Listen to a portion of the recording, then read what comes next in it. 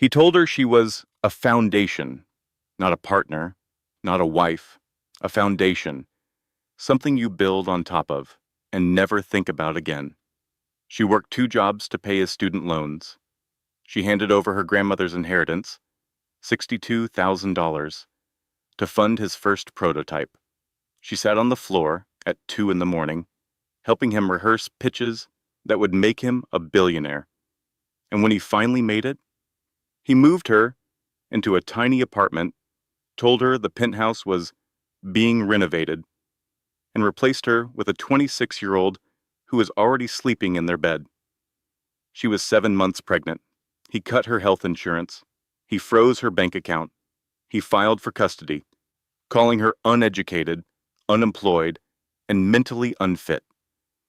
She had $43 to her name. She took a Greyhound bus across the country. 3 days, 7 months pregnant, back to the only person who still loved her. But what her husband never knew, what nobody knew, was that the tarnished silver locket she wore around her neck every single day was the royal seal of a European nation. And the quiet school teacher he threw away was the heir to a $2.3 billion throne. He got invited to a gala. He walked in looking for investors. He found his ex-wife wearing a tiara, a diamond gown, and the truth he never bothered to look for. Stay until the very end, because the moment he realizes who she really is, you will never forget it. This story is proof that the people who outgrow you never really grew at all. They just got taller. And true strength isn't loud. It's the quiet woman who survives the worst winter and still plants roses in the spring. If this story hit different, drop a comment and tell us which moment gave you chills. Subscribe and turn on that bell. Because we've got more stories coming that will remind you. Karma doesn't forget, and neither do queens. Share this with someone who needs to hear it today. 3 years from now, Samuel Sterling will sit in a federal prison cell and try to remember the exact moment he lost everything. He will replay the evening 1,000 times, the gold-leafed invitation, the crimson dress on the wrong woman, the shattering of crystal on marble. He will search for the turning point, the single decision that sent his life spiraling into ruin, and he will never find it. Because the truth is, there was no single moment. It was 1,000 small cruelties stacked on top of each other, like bricks in a wall. And the wall finally fell on him. But Samuel does not know any of this yet.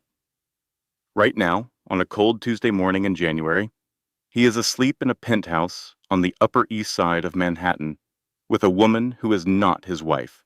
His wife is 4 miles south in a modest apartment in a mid-rise building near Gramercy Park, making scrambled eggs and talking to the baby growing inside her. Genevieve Calloway, Sterling, who everyone called Jenny, was 7 months pregnant and trying very hard to believe that her life was not falling apart. The apartment was small. 2 bedrooms, 1 bathroom, a kitchen with a window that faced a brick wall. Samuel had moved her here 3 months ago, claiming that their real home, the penthouse on East 72nd Street, was undergoing renovations. New floors, he said, updated wiring. Could take months. Jenny had believed him because believing him was easier than the alternative. Believing him was a habit she had perfected over 6 years of marriage, the way some people perfect a golf swing or a sourdough recipe. She had gotten very, very good at it. She cracked 2 eggs into a pan and adjusted the heat. The baby kicked, a strong thump just below her ribs, and she smiled and put her hand on her belly. "Good morning to you too, little one," she said. "Your daddy promised he would be home for dinner tonight. He swore on his grandmother's grave, which means he will probably only be 2 hours late." She picked up her phone from the counter. There was a text from Samuel, sent at 11:43 the previous night. "Board meeting running long. Do not wait up." She stared at the words. She had received this exact text, or something close enough to be indistinguishable from it, 87 times in the last 4 months. She knew this because she had counted. Not intentionally. She had simply noticed the pattern the way you notice a crack spreading across the ceiling. At first it is a line, then a web. Then one morning you look up and wonder how long until the whole thing comes down. She put the phone face down on the counter. She opened Instagram. A friend, Caroline, who was really more of an acquaintance, someone she had met at one of Samuel's corporate dinners, had posted photos from a restaurant opening the night before. The Gilt Room at the Palace Hotel. Jenny scrolled through the pictures. Beautiful people in beautiful clothes holding beautiful drinks under golden light. And then, in the background of the fourth photo, she saw him. Samuel. His profile was unmistakable. The strong jaw, the swept-back hair, the particular way he stood with one hand in his pocket when he was trying to look casual. He was talking to someone out of frame, leaning in, laughing. And there, resting on his forearm, with comfortable familiarity, was a woman's hand. Manicured nails. Dark red polish. The photo was cropped at the wrist. No face, no name, just 5 red fingertips, pressing against the sleeve of his Tom Ford suit like they belonged there. Jenny zoomed in. Her own hand trembled slightly. She stared at those red nails for a long time, the way you stare at a bruise you do not remember getting, trying to reconstruct the impact. Then she put the phone down. She put ketchup on the eggs. She ate standing up, staring out the window at a city that had never felt like hers. She had been a high school English teacher in Medford, Oregon, when she met Samuel Sterling. He was 26, drowning in student debt from Wharton, working 18-hour days at a startup that would eventually become Apex Dynamics. He was brilliant and terrified and living on ramen and ambition. Jenny was 22, fresh out of the University of Oregon, idealistic and gentle, and completely unequipped for the storm that was Samuel Sterling. But she loved him. She loved him the way quiet people love, which is to say, completely, without reservation, and with very little noise. She worked 2 jobs, teaching during the day and tutoring at night, to help pay his student loans. She cooked his meals. She ironed his shirts. She sat on the floor of their studio apartment in Astoria at 2 in the morning, listening to him rehearse pitch after pitch after pitch, offering feedback in her careful, thoughtful way. The third slide is too technical, she would say. Talk about the problem first.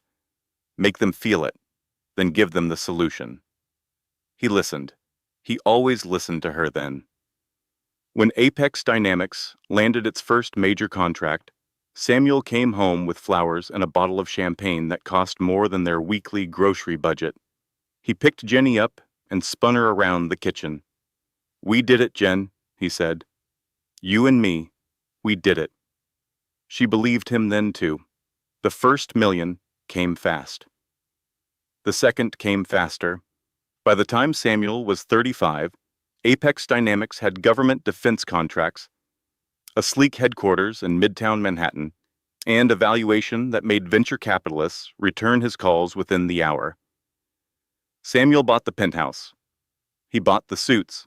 He bought the car and the club membership and the particular way of walking through a room that said the world was his and everyone in it was lucky to breathe his air. Jenny watched the transformation the way you watch a time lapse of a flower blooming, beautiful and unsettling, and too fast to fully comprehend. She tried to keep up. She bought a dress for his company Gala, a simple, black thing she found at a department store, and stood next to him while he worked the room with the ease of a man born to it. But she noticed things. Small things. He stopped asking her to listen to his pitches. He stopped coming home for dinner. He introduced her at events as my wife instead of Jenny, as if her name had become irrelevant, as if she were a title rather than a person. And then 3 months ago, He moved her to the apartment in Gramercy. Just temporary, Jen. The renovation will be done by spring. She believed him because the alternative was too heavy to hold while carrying a child. Now she stood in her small kitchen, 7 months pregnant, eating eggs she did not taste, and tried not to think about red fingernails on her husband's sleeve. Her phone buzzed. Another text. Have the dry cleaning ready. I need the charcoal brioni for Thursday. Not, how are you feeling? Not, how is the baby? Not, I miss you. Just the dry cleaning. She typed a reply. Okay. She deleted it. She typed again. Sure. She deleted that too. She stared at the cursor blinking on the empty screen, and for a moment she felt something she had been pushing down for months rise up in her chest like a wave. Not anger, not sadness. Something worse. Clarity. She knew. She did not have proof. She did not have a name or a photograph with a face attached to it. But somewhere deep in the place where intuition lives, in the part of her brain that graded essays and read between the lines for a living, she knew. He was not renovating the penthouse. Someone else was living in it. She put the phone down. She looked at the locket hanging around her neck, a tarnished silver thing with a wolf and rose crest that she had worn every day since she was 16. It was the only thing she had from her birth mother. Maggie, the woman who raised her on a farm in Oregon, had given it to her on her birthday, with a sad smile and a story about a car accident overseas that took her parents when she was a baby. Jenny held the locket between her fingers. The metal was warm from her skin. The crest was nearly worn smooth from decades of touching. She did not know what the crest meant. She did not know that it was the royal seal of a European nation. She did not know that it contained a biometric chip worth more than every building on this block combined. She did not know that her birth mother had been a crown princess who died 3 days after giving birth, whispering instructions to a terrified American woman in a farmhouse kitchen. Jenny knew none of this. All she knew was that the locket made her feel less alone. And on this cold January morning, standing in a kitchen that was not really hers, carrying a child whose father was slipping away like water through her fingers, she needed that feeling very badly. She washed her plate. She dried it. She put it away. Then she made a decision that would change everything. I'm going to surprise him at the office, she said to the baby. I'm going to bring him soup, like I used to, and everything is going to be fine. She believed this. She needed to believe this. She packed the soup into a paper bag, homemade chicken noodle, the recipe she had been making since their Astoria days, and walked to the subway. The headquarters of Apex Dynamics occupied the top 4 floors of a glass tower on 6th Avenue. The lobby was a cathedral of chrome and polished concrete, decorated with the kind of abstract art that costs 6 figures and communicates nothing except the owner's desire to be taken seriously. A massive screen behind the reception desk cycled through images of defense technology and corporate slogans. Innovation without limits. The future. Engineered. Jenny walked in carrying her paper bag of soup and felt, as she always did, like she had wandered into someone else's life by accident. The receptionist was new, a young woman with perfect makeup and a headset, someone Jenny had never seen before. The girl looked at Jenny's pregnant belly, her canvas tote bag, her sensible shoes, and her expression shifted into something between pity and confusion. The particular look that people in expensive buildings reserve for those who clearly do not belong. Bob, can I help you? I am Jenny Sterling, Samuel's wife. I just want to leave something on his desk. The receptionist's eyes flickered. Something crossed her face, a tiny spasm of discomfort.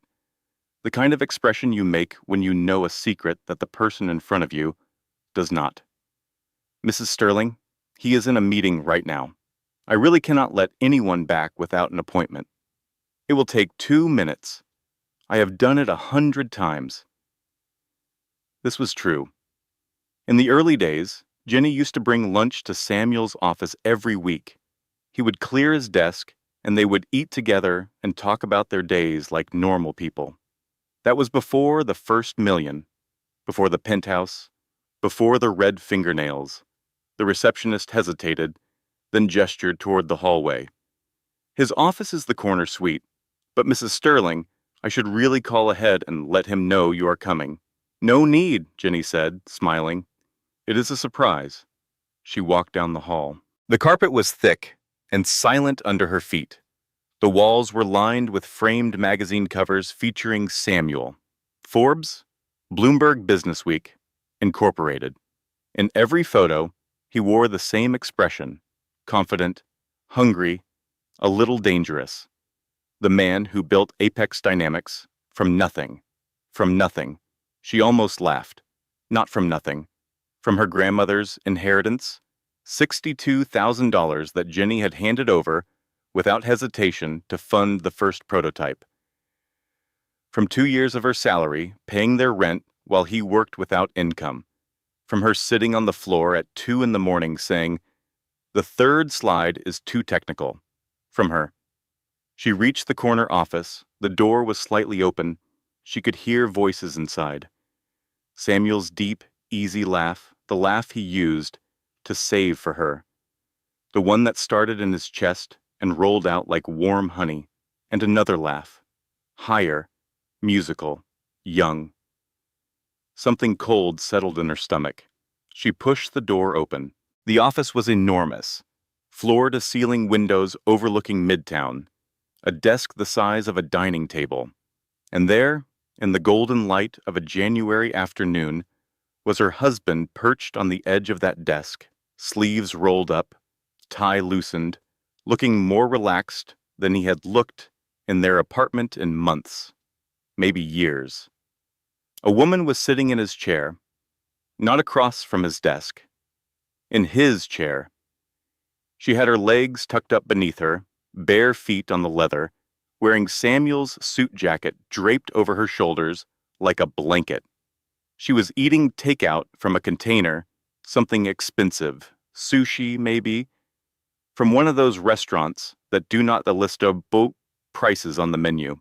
She was young, 25, maybe 26, dark hair, sharp cheekbones, the kind of effortless beauty that came partly from genetics and partly from the absolute confidence that she deserved to be exactly where she was. They were not kissing. They were not touching. It was worse than that. They looked comfortable. They looked like two people who had been doing this for a long time. They looked like home. The paper bag slipped from Jenny's hand.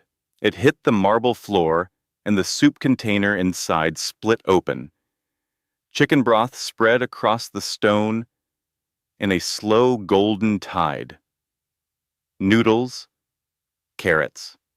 The little pieces of celery she always cut into tiny cubes because Samuel once mentioned he did not like big chunks. Everyone froze. Samuel looked up. His face cycled through emotions like a slot machine. Surprise, irritation, calculation, and then something else. Something that looked almost like contempt. The expression of a man whose carefully managed worlds had just collided and who was already deciding which one to sacrifice. Jenny. His voice was flat. I told you not to come to the office without calling first. Who is she? The woman in the chair stood up.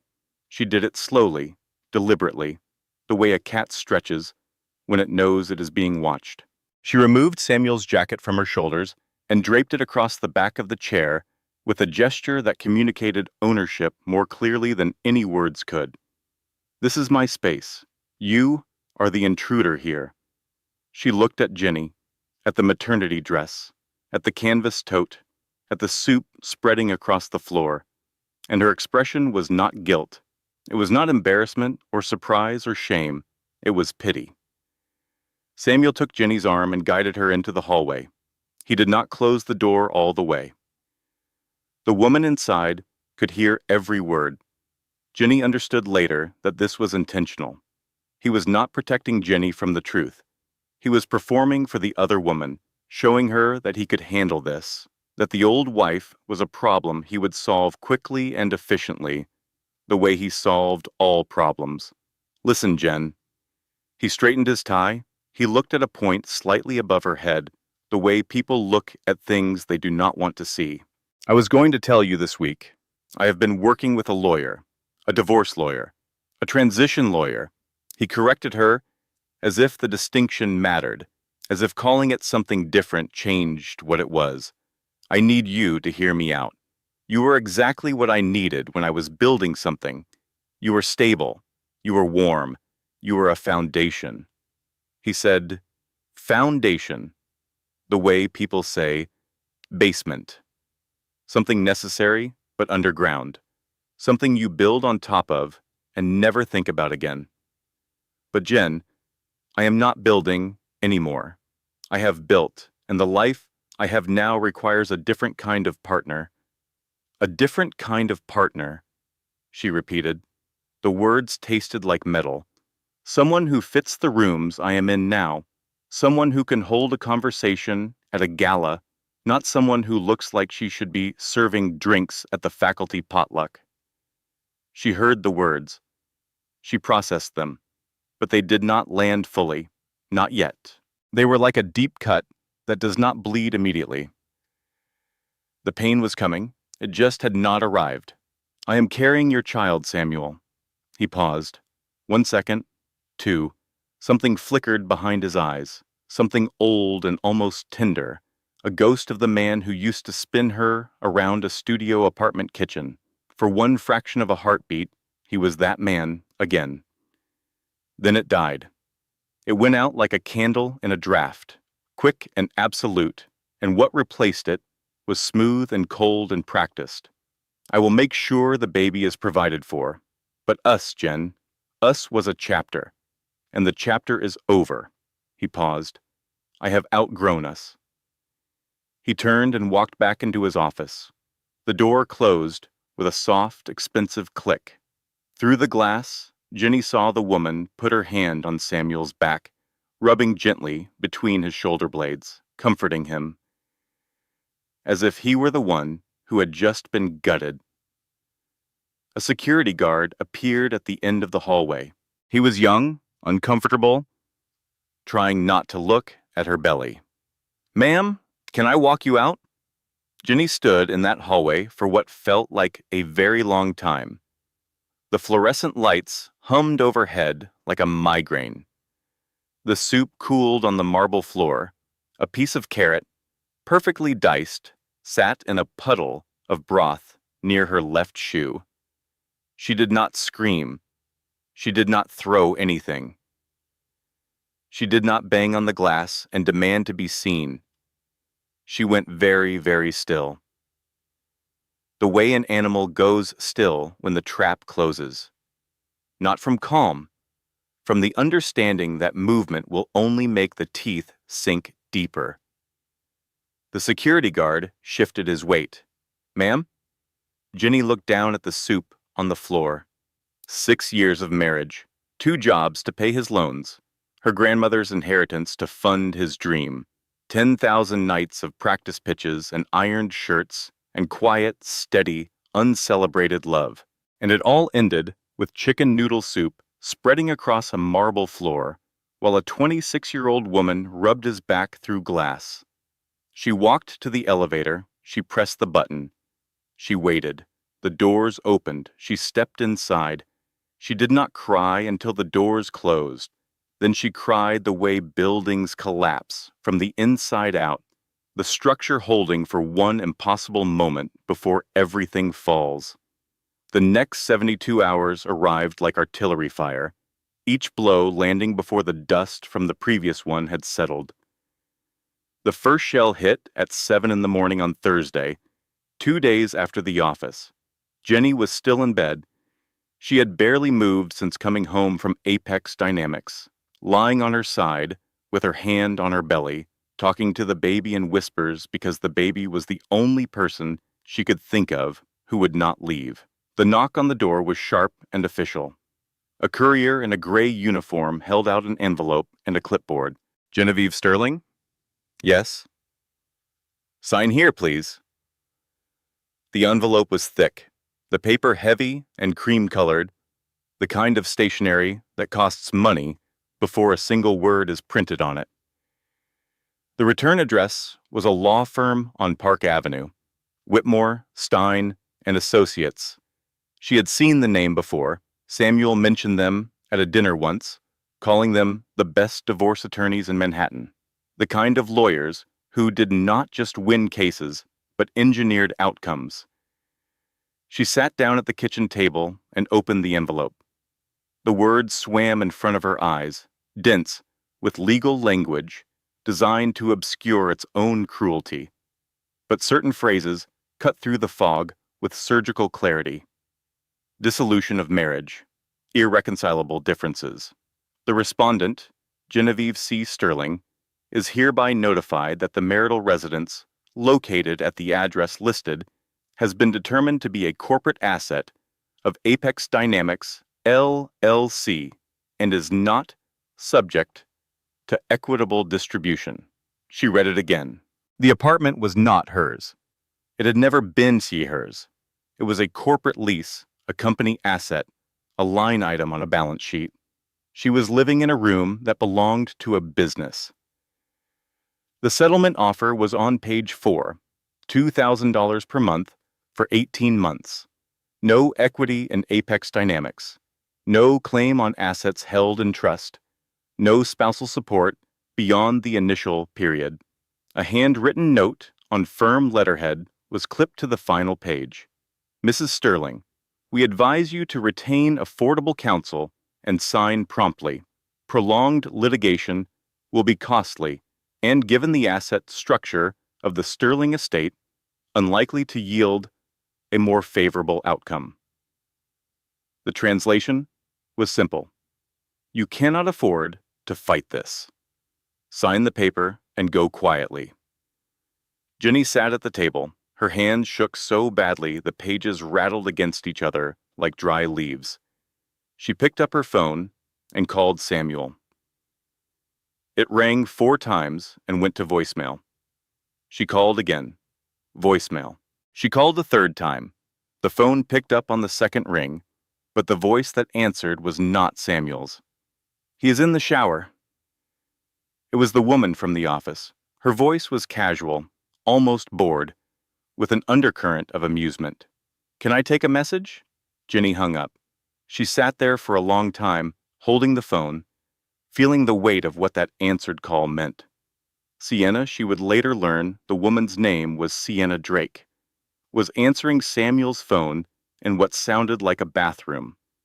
At 7 in the morning, in what was almost certainly the penthouse on East 72nd Street, the one that was supposedly being renovated. There were no renovations. There had never been renovations. The second catastrophe arrived 4 hours later. Jenny called her obstetrician's office for her 32-week checkup. She had been having headaches, and her blood pressure at the last visit had been elevated. The nurse had used the word concerning and scheduled a follow-up. Sterling, Genevieve, the receptionist said, typing. Then she paused. The pause lasted too long. Mrs. Sterling, I am showing here that your insurance coverage was terminated as of 3 days ago. That is not possible. I am on my husband's corporate plan through Apex Dynamics. Another pause. More typing. I am sorry, ma'am. The plan shows terminated. You are no longer listed as a covered dependent. If you would like to continue coverage under COBRA, the monthly premium would be $2,100. $2,100 a month, more than the entire settlement Samuel's lawyer had offered her. She was 7 months pregnant with elevated blood pressure and a baby who needed monitoring, and she had no health insurance. Is there a payment plan? Jenny asked. Her voice sounded very far away, like it belonged to someone else, someone standing at the end of a long hallway. You would need to contact the Cobra administrator directly. I can give you the number. Jenny wrote down the number on the back of the divorce papers. She did not call it. She knew she could not afford it. She knew it the way you know the weather by looking at the sky, without checking, without hoping, just knowing. The third catastrophe came that afternoon. She walked to the bank. It was 14 blocks, and her feet ached, and her back hurt, and the January wind cut through her coat. But she walked because the subway cost money, and money was a thing she could no longer spend without calculating the cost of every dollar. She needed her savings. $4,200, everything she had earned from private tutoring over 2 years.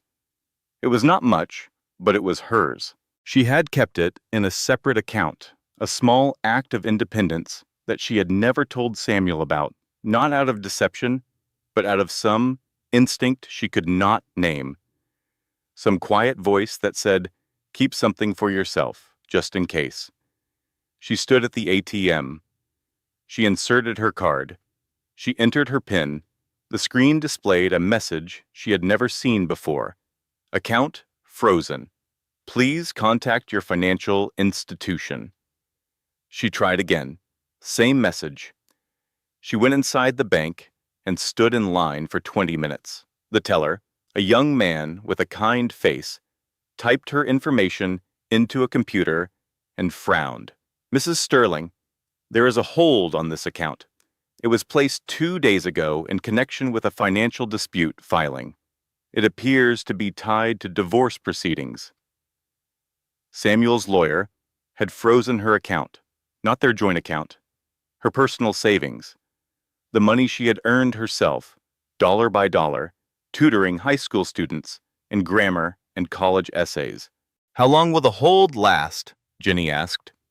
"Until the dispute is resolved. It could be weeks. It could be months." "I am sorry, ma'am." She stood at the counter. She had $43.12 in her checking account. She was 7 months pregnant. She had no health insurance. She had 30 days to leave an apartment that had never been hers. And the man who had promised to love her until death had not just left her. He had systematically dismantled every support structure she had piece by piece, with the precision of a demolition expert. She walked out of the bank. A man in line behind her sighed impatiently as she passed, annoyed at the delay. She did not look at him. She stood on the sidewalk. New York City moved around her with its usual indifference, taxis honking, people rushing, the whole enormous machine grinding forward without noticing the pregnant woman standing still in the middle of it, like a stone in a river. She took out her phone. She scrolled to a contact she had not called in weeks because she was ashamed, because calling home meant admitting that the life she had built was a lie, because going back to Oregon meant admitting that Samuel was right, that she was ordinary, that she did not belong in his world. She pressed call. It rang once. Maggie picked up like she had been waiting. "Jenny? Baby girl, what is wrong?" And Jenny, who had held it together through the office, through the divorce papers, through the insurance call, through the frozen account, through 3 days of absorbing blow after blow after blow without making a sound, finally broke. She could not speak. She could only cry. Great, heaving, suffocating sobs that came from somewhere deeper than sadness. From the place where trust goes when it dies, Maggie did not ask questions. Maggie did not ask for explanations or details or context. Maggie said 5 words. "Come home, baby girl. Today." Pizza. Maggie wired $300 for a bus ticket. Jenny could not afford a flight. She packed 1 suitcase. She stood in the apartment that had never been hers and looked at the things she was leaving behind. The books on the shelf, the framed photos on the wall, mostly of Samuel at corporate events, smiling his practiced smile. A vase she had bought at a flea market in Brooklyn 3 years ago, pale blue with a chip on the rim, the first thing she had chosen for herself in this city. She left it. She left all of it.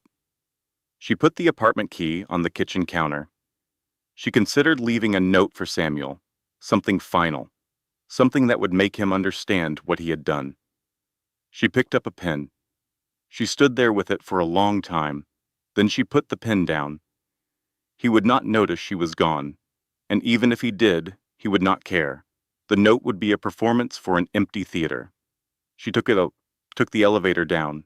She took a taxi to the Port Authority bus terminal, the last taxi she would be able to afford for a very long time. The terminal was crowded and grimy and smelled like diesel fuel and fast food, and the particular desperation of people in transit between lives they did not choose. She bought a ticket. New York to Portland, Oregon. 3 days on a Greyhound bus. 7 months pregnant. She found her seat in the back row. She put her suitcase in the overhead compartment and sat down. The seat was narrow and the upholstery was scratchy, and her back ached and the baby kicked. Hard, as if protesting the accommodations. "I know," Ginny whispered, her hand on her belly. "I know this is not what we planned, but we are going to be okay. We are going somewhere safe." She did not entirely believe this, but she said it anyway because that is what mothers do. They build shelters out of words when they have nothing else to build with. Somewhere in Nebraska, 20 hours into the journey, a woman in the next seat offered her a sleeve of saltine crackers. She was maybe 65, with silver hair and reading glasses perched on her nose, and the kind of face that had weathered enough storms to recognize one in someone else. "How far along, sweetheart?" 7 months. "And the father?" Ginny looked out the window, and an endless flat expanse of brown earth under a white sky. No buildings, no people, no evidence that anything mattered to anyone anywhere. "He outgrew us," she said. The woman was quiet for a moment.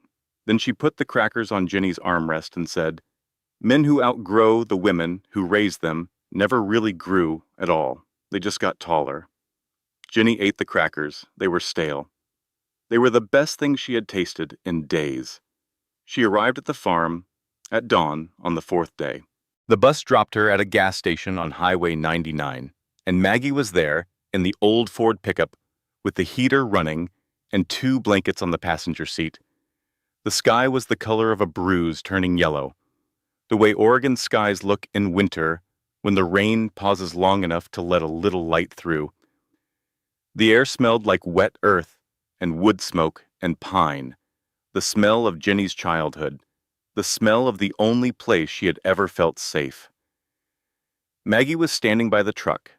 She was 62 years old with hands like worked leather and eyes that had seen enough trouble to last 3 lifetimes.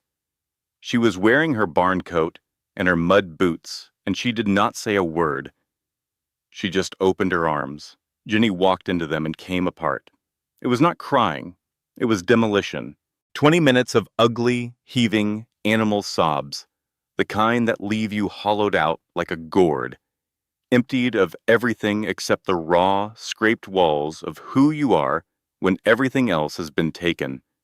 Maggie held her. She rocked her the way she had rocked her as a baby, slow and steady, an anchor in a storm. She did not say it will be okay, because Maggie was not a woman who offered easy comfort. She offered truth, or she offered silence. When the crying finally slowed, when Ginny was leaning against Maggie, more from exhaustion than grief, Maggie said something quiet, so quiet that Ginny almost missed it beneath the wind and the distant sound of the neighbor's rooster. "He did not break you, sweetheart. He set you free, and it is time I told you why." But Ginny was asleep on her feet, her body surrendering to the kind of exhaustion that goes deeper than tiredness, the exhaustion of a person who has been holding themselves together with nothing but willpower and has finally reached a place where they can stop. Maggie walked her inside. She put her in the bed, in the room that had always been hers, the room with the quilt her grandmother made and the window that looked out over the valley. She pulled off Jenny's shoes and covered her with the quilt and stood in the doorway for a long time, watching her sleep. Then Maggie went to the kitchen. She sat at the table. She looked at the ceiling, at the place where a wooden box had sat in the attic for 34 years, sealed with a promise she had made to a dying woman in this very house. "I am sorry, Eleonora," Maggie whispered to no one. "I kept her safe as long as I could, but it is time." 2 weeks passed before Maggie told her. Not because Maggie was waiting for the right moment. There is no right moment to tell someone that everything they believe about themselves is wrong. Maggie was waiting for Jenny to be strong enough to hear it without shattering. Jenny spent those 2 weeks in a cocoon of recovery. She slept 14 hours a day. She ate Maggie's cooking, real food, pot roast and biscuits and apple pie and the thick vegetable soup that Maggie made every Sunday from whatever the garden had given that week. She sat on the porch in the weak winter sunlight and watched the chickens argue about nothing, and slowly, the jagged edges inside her began to smooth. But the nights were bad. The nightmares came without fail, vivid and cruel, as if her subconscious had recorded every word Samuel ever said and was now playing them on a loop in the dark. "You look like you should be serving drinks at the faculty potluck. I have outgrown us. Someone who fits the rooms I am in now." She would wake up gasping, her hand on her belly, and whisper to the baby, "You will never feel unwanted. I promise you. Never." It was a promise she was not sure she could keep, but she made it every night because promises are sometimes the only construction material available when everything else has been demolished. On a Tuesday evening, Maggie sat her down at the kitchen table, coffee, pie, and a wooden box that Jenny had never been allowed to touch. The box was old, handmade, carved from dark wood, with a brass latch that had gone green with age. It had lived in the attic of the farmhouse for as long as Jenny could remember. When she was a girl, she had asked about it once, and Maggie's face had done something complicated, a tightening around the eyes and mouth that Jenny later recognized as the expression of a woman holding a secret that was too heavy to carry and too dangerous to put down. "That is not for now," Maggie had said. "That is for later." Later had arrived. Maggie set the box on the table. She put her hands flat on either side of it, as if to steady it or to steady herself. "Jenny, I need to tell you something about your mother. Your real mother." Jenny stiffened. The story she knew, the only story she had ever been told, was simple. Her parents had died in a car accident overseas when she was a baby. Maggie, her mother's best friend, had taken her in and raised her. It was a sad story, but it was a clean one. No loose ends. No questions that led to uncomfortable answers. She had never pushed for more because she sensed, with the intuition of a child raised by a woman who kept secrets, that more would hurt. Maggie opened the box. Inside lay 4 items arranged with the careful precision of sacred objects. A photograph, a passport, a handwritten letter in a language Jenny did not recognize, and a single piece of paper from a bank. Maggie picked up the photograph first. It showed a young woman, maybe 22 or 23, standing in what appeared to be a garden. She was strikingly beautiful, with dark hair swept up in an elegant style, and brown eyes that held a combination of warmth and sadness that made Jenny's breath catch. Because the woman looked exactly like her, the same jawline, the same cheekbones, the same way of tilting her head slightly to the left when she smiled. Around the woman's neck hung a locket, a silver locket with a wolf and rose crest. Jenny's hand went to her own throat, where the identical locket hung. Her name was Eleonora, Maggie said. Her voice was careful, measured, the voice of a woman who had rehearsed these words in her head for 34 years and still was not sure she was saying them right. She was not American, Jenny. She came from a small country in Europe called Laurentia. It is a little place tucked between France and Belgium. Most people have never heard of it. Maggie paused. She picked up the coffee cup, held it without drinking, put it down again. There was political violence, a coup. Her family was killed, all of them. She was the only one who survived. She was pregnant with you when she fled. Jenny stared at the photograph. She came here? She came to me. We had been pen pals since college. I did a semester abroad in Laurentia when I was 20. We wrote letters for 15 years. Real letters. On paper, the kind you put in an envelope with a stamp. When everything fell apart over there, she had nowhere else to go. She showed up on this porch in the middle of the night, bleeding, terrified, 8 months pregnant. Maggie's voice cracked. She pressed her lips together and waited until she could continue. She lived 3 days after you were born. The injuries from the attack, internal bleeding that the doctors could not stop. There was a hospital 40 minutes away. I drove her there in the truck. They did everything they could. Maggie looked at Jenny, and her eyes were bright with tears she had held for 3 decades. Her last words to me were, "Hide her, let her be normal, but if she ever needs the truth, give her the box." Jenny picked up the photograph. She held it close, studying the face of the woman who had given her life, the mother she had never known, never seen, never touched. She looked so tired, Jenny whispered. She was, but she was also the bravest person I have ever known. Jenny set the photograph down. She picked up the bank document. It was from a Swiss institution, formal and dense with numbers. It showed a trust account in the name of Eleonora Valois, with a designated beneficiary, the firstborn child of the account holder. The balance was $340,000. Not a fortune, but enough. Enough to pay the medical bills. Enough to hire a lawyer. Enough to breathe. Your mama left this for you, Maggie said. She set it up before she came to America. It was all she could manage to get out. Jenny did not care about the money. Not yet. That would come later, when the practical necessities of survival forced her to think in numbers. Right now, she was looking at the photograph of a woman who looked like her mirror image, a woman who had run through violence and crossed an ocean while pregnant and died in an Oregon farmhouse so that her daughter could live. "Why did you not tell me before?" Jenny asked. There was no accusation in her voice, only a need to understand. Maggie reached across the table and took Jenny's hand. "Because she asked me not to, because I wanted you to have a normal life, because I thought—" She trailed off. "I thought maybe she was wrong. Maybe the past did not need to follow you. Maybe you could just be Jenny from Medford, Oregon, and that would be enough." She squeezed Jenny's hand.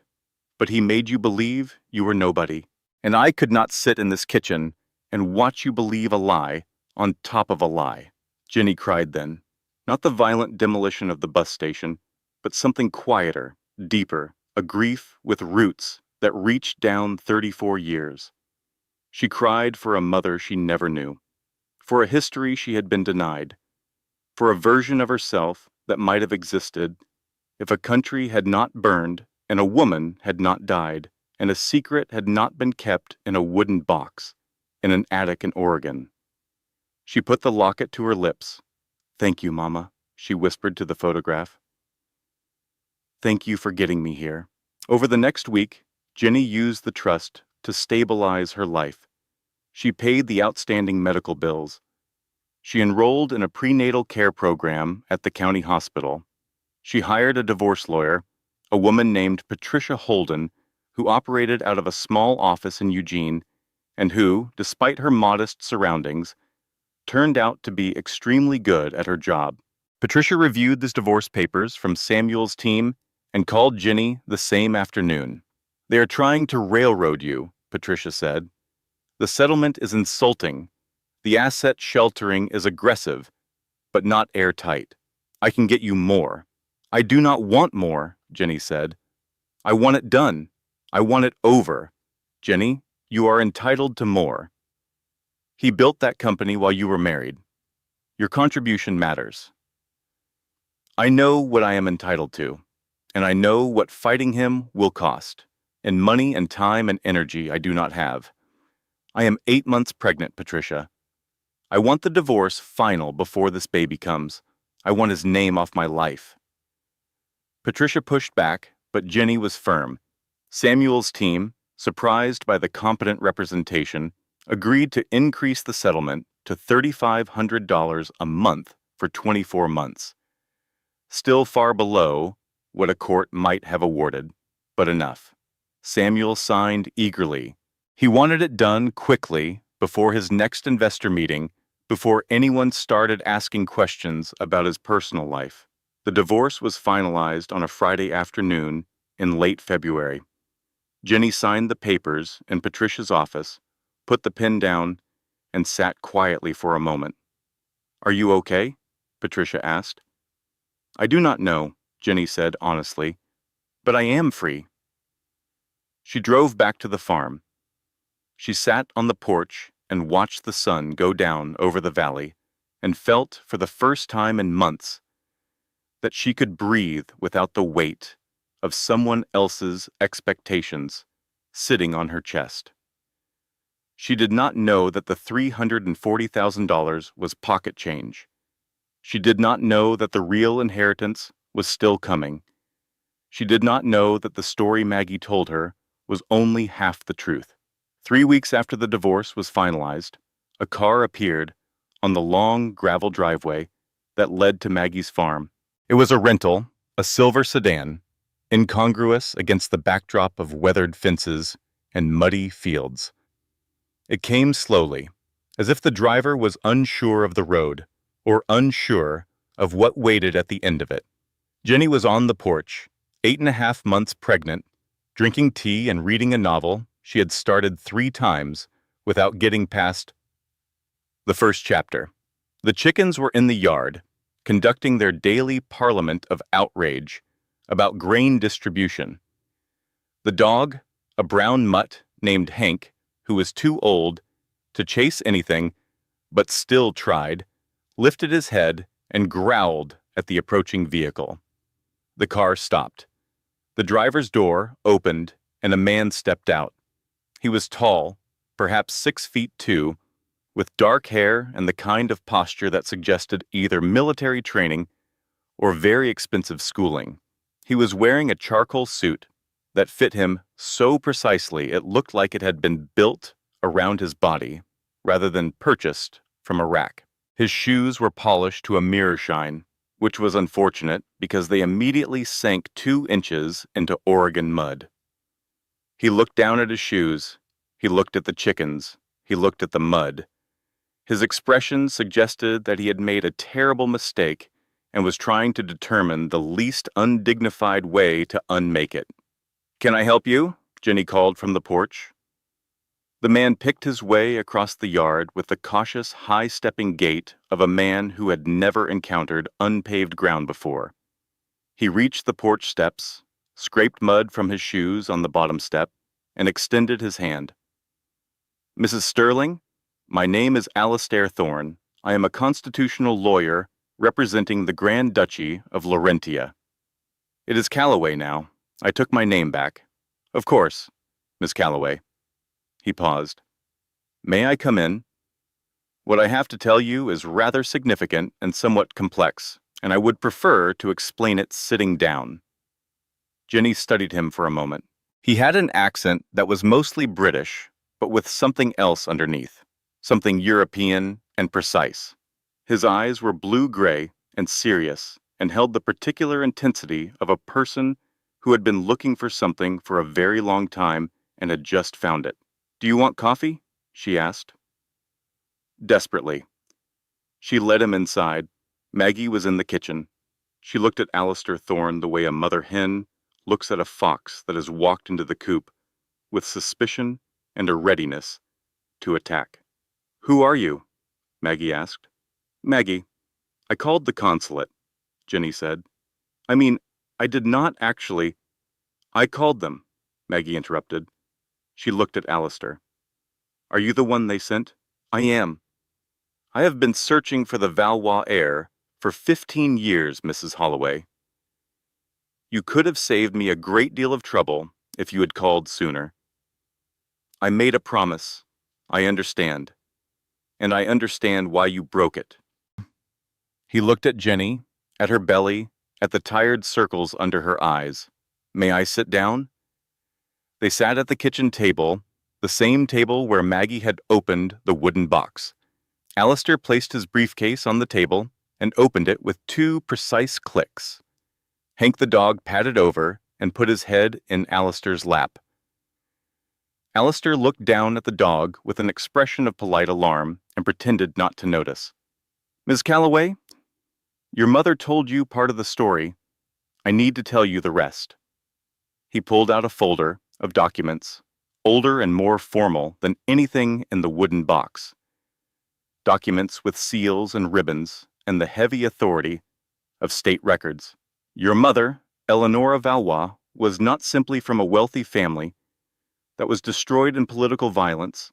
She was the crown princess of the Grand Duchy of Laurentia, the eldest daughter of Grand Duke Philippe, Philippe II, and Grand Duchess Catherine, the heir apparent to the throne." Jenny stared at him. "The royal family was assassinated in a military coup in 1989. Your mother was the sole survivor. She was smuggled out of the country by loyalists and eventually made her way to America. The duchy has been governed by a parliamentary council ever since, but the Constitution requires a Valois heir for the country to exercise full sovereign authority, to sign treaties, to join the European Union, to be recognized internationally as more than a caretaker state." Jenny continued to stare. She was aware that words were coming out of this man's mouth. She was aware that they were English words, arranged in grammatical sentences, but they were not connecting to anything she recognized as reality. "The trust fund your mother established, the $340,000, was a subsidiary emergency account, a lifeboat fund, if you will. The primary Valois family trust is held in a Swiss sovereign wealth fund and has been accruing interest and investment returns for over 3 decades. He paused in the way that people pause before delivering information that will fundamentally alter the landscape of another person's existence. The current value of the trust is approximately $2.3 billion. The kitchen was very quiet. A chicken clucked outside. The old clock on the wall ticked. Hank sighed contentedly in Alistair's lap. Jenny looked at Maggie. Maggie was gripping her coffee mug with both hands and staring at the table. "You knew?" Jenny asked. "I knew some of it. Not the number. Not that." Maggie shook her head.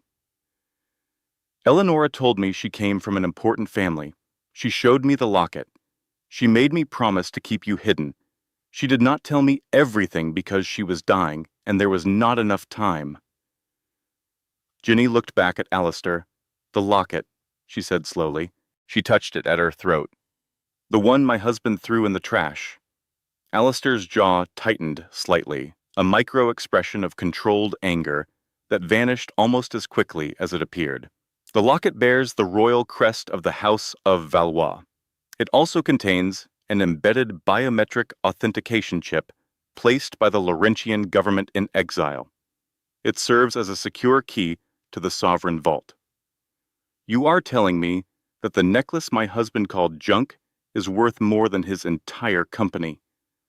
I am telling you that the necklace your husband called junk is the key to a sovereign nation, Duchess."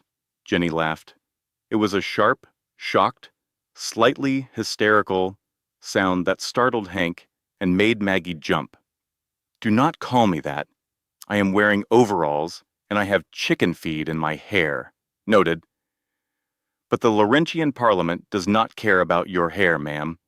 They have been waiting 34 years for you. Ginny stood up. She walked to the porch. She sat on the top step and put her head between her knees and hyperventilated. Alistair, who had clearly rehearsed a very polished and dignified presentation involving charts and historical timelines, stood in the kitchen, holding his briefcase, and looking at Maggie with the expression of a man whose script had just been thrown out the window.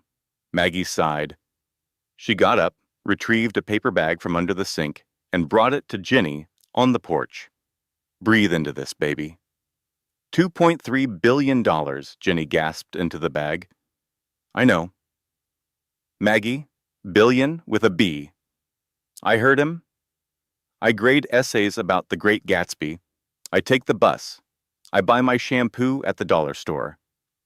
I know, baby, and he is in there, telling me I am a duchess.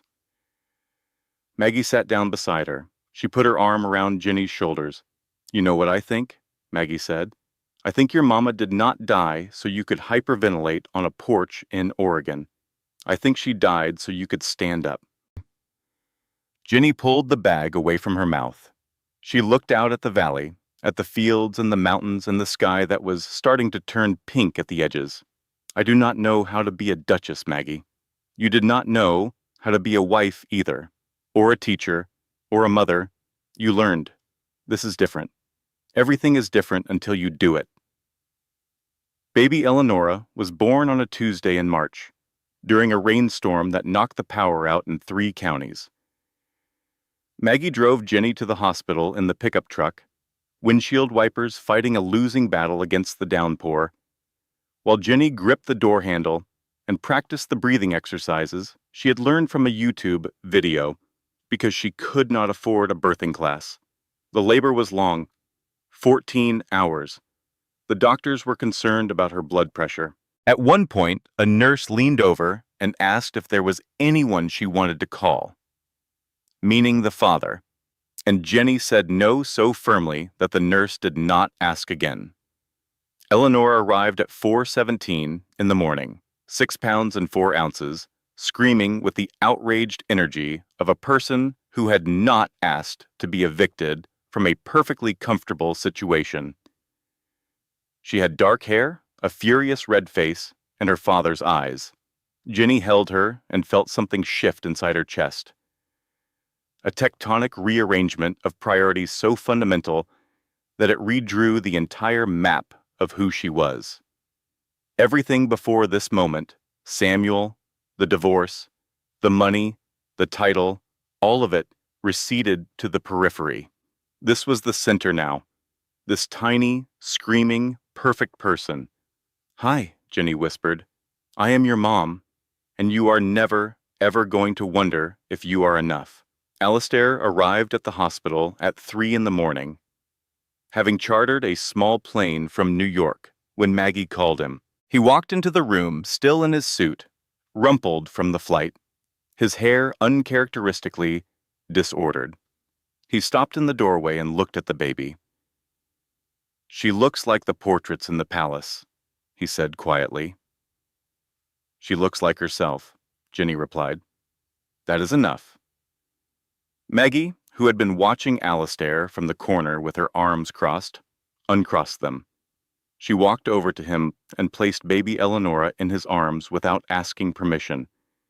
Alistair held the baby the way one holds an explosive device, with extreme caution and barely concealed terror. His arms were rigid. His eyes were wide. He looked at Maggie with an expression that clearly communicated that he had not consented to this and would like to return the baby to an authorized handler immediately. Then Eleanor grabbed his finger. She wrapped her tiny fist around it and held on with the unreasonable grip, strength of a newborn, and something in Alistair's face changed. The careful, professional, precisely maintained exterior cracked open just enough to let through something real. His eyes filled with a brightness he would not allow to become tears. "Well," he said, clearing his throat, "welcome to the House of Valois, Your Grace." The months that followed were the hardest and most transformative of Jenny's life. She was simultaneously recovering from childbirth, learning to be a mother, and attempting to absorb 34 years of royal history, diplomatic protocol, and sovereign governance. It was like drinking from a fire hose, while riding a bicycle down a hill. She was terrible at it. The etiquette lessons were a disaster. Alistair brought in a retired diplomat to coach her, a severe French woman named Madame Lefebvre, who had trained 3 generations of European royals, and who regarded Jenny with the particular despair of a master chef watching someone microwave a fine steak. "The salad fork is on the outside, Miss Calloway." "I know, I keep forgetting." "A duchess does not forget. A duchess anticipates." "Well, this duchess just found out she was a duchess 4 weeks ago, so maybe we could lower the bar a little." Madame Lefebvre did not lower the bar. She raised it, and Jenny failed and failed and failed again. She called a practice ambassador "dude" during a mock receiving line. She froze during a rehearsal press conference and could not remember the name of Laurentia's largest trading partner. She accidentally made a gesture that, in Laurentian diplomatic culture, roughly translates to a very rude suggestion about the recipient's mother. After each failure, she went to the bathroom and cried. Then she washed her face, went back out, and tried again. Because every night she went home to the farm and held Eleonora, and she remembered why she was doing this. Not for the money, not for the title, not for revenge, for this girl. So that this girl would grow up knowing that her mother was not the woman Samuel Sterling described. Not a placeholder, not a stepping stone, not someone who takes whatever she is given and says thank you. Slowly, painfully, the transformation took hold, not into a different person, but into a more complete version of the same one. She discovered that her quietness, the quality Samuel had dismissed as dullness, was actually composure. She found that the empathy that made her a good teacher also made her a natural diplomat. She learned that the ability to listen, truly listen, to what people are actually saying beneath their words, is the rarest and most valuable skill in any room. By September, 6 months after Eleanor's birth, Jenny could navigate a 5-course dinner without a single error. She could make small talk in passable French. She could read a briefing document on trade policy and ask questions that made Alistair's eyebrows rise in genuine surprise. She was not perfect. She was not a natural queen in the way that movies portray queens, effortlessly regal and born to command. She was a woman who had been broken and who had rebuilt herself. And the reconstruction was visible if you knew where to look. There were cracks in the marble. There were moments when the old uncertainty surfaced, when she heard Samuel's voice in her head telling her she was ordinary, and she had to grip the edge of a table and breathe through it. But she stood. Every time, she stood. The Laurentian Parliament formally recognized her as Duchess of Valois in a ceremony broadcast to the citizens of Laurentia via national television. Jenny wore a simple navy dress and spoke for 4 minutes in a mix of English and halting Laurentian, thanking the people for their patience and promising to honor the legacy of the family she had never known. She mispronounced one word. She forgot one line. She recovered from both with a self-deprecating smile that made the Parliament break into spontaneous applause. She was ready as she would ever be. And then, just when she thought the worst was behind her, Samuel Sterling reached across a continent and tried to destroy her one more time. The headline appeared on a Tuesday morning in October, 8 months after the divorce. Jenny saw it on her phone while nursing Eleonora at 5:30 in the morning, in the rocking chair by the window that looked out over the valley. Knocked-up schoolteacher claims secret princess title. Ex-husband calls it desperate divorce scam. The article was in a New York tabloid, the kind of publication that lives in the gray space between news and entertainment, feeding on scandal the way certain bacteria feed on decay. It included photos of Jenny, sourced from her old social media accounts, standing in her classroom in Medford, at a grocery store, at Samuel's corporate gala, in the simple black dress she had bought at a department store. Next to these photos, the article placed images of the Laurentian royal palace, dripping with gold and history, and the implication was clear. These two things do not match. Samuel was quoted, "My ex-wife is a good person, but she is also going through a very difficult time. The idea that she is somehow European royalty, frankly, delusional. I am concerned for her mental health and for the well-being of our child." The word delusional hit Jenny like a slap. He had not just leaked the story, he had framed it. He had positioned himself as the concerned ex-husband, the rational adult in the room, worried about the poor, confused woman who had cracked under the pressure of divorce and was now spinning fantasies about crowns and kingdoms. Social media did the rest. The story went viral within hours. Comments accumulated like flies on roadkill. Someone photoshopped Jenny's face onto a cartoon princess.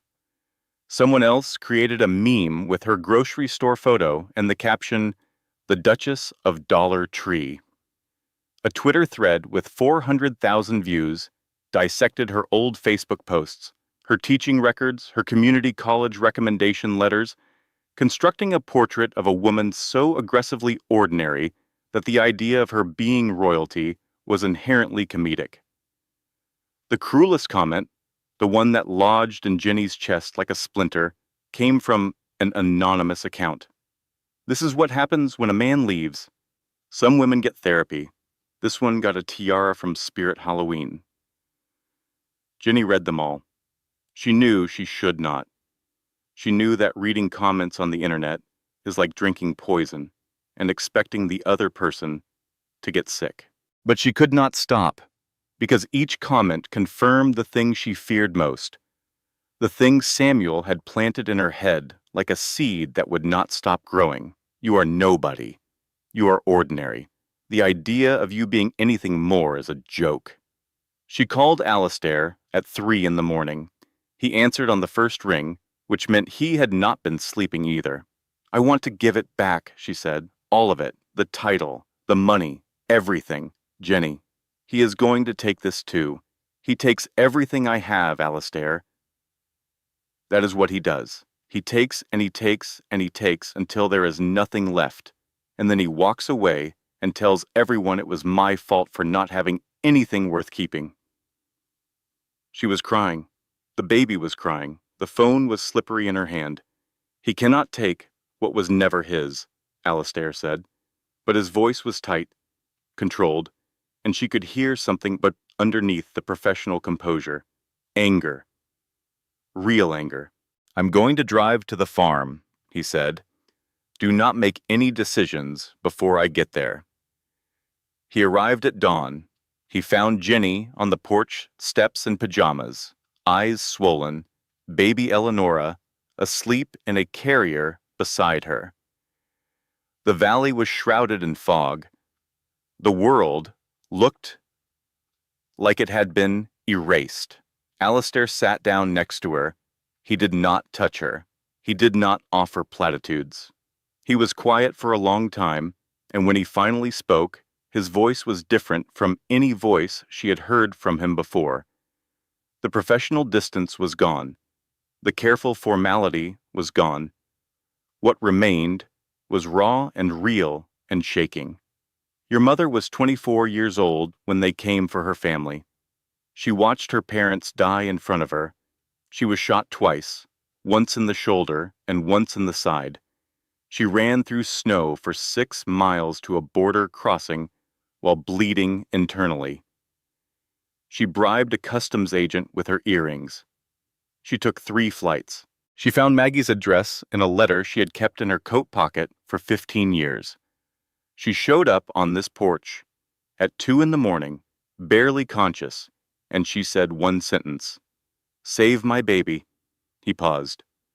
His jaw was clenched so tight, Jenny could see the muscles working under his skin. She did all of that so you could be here, so you could be alive.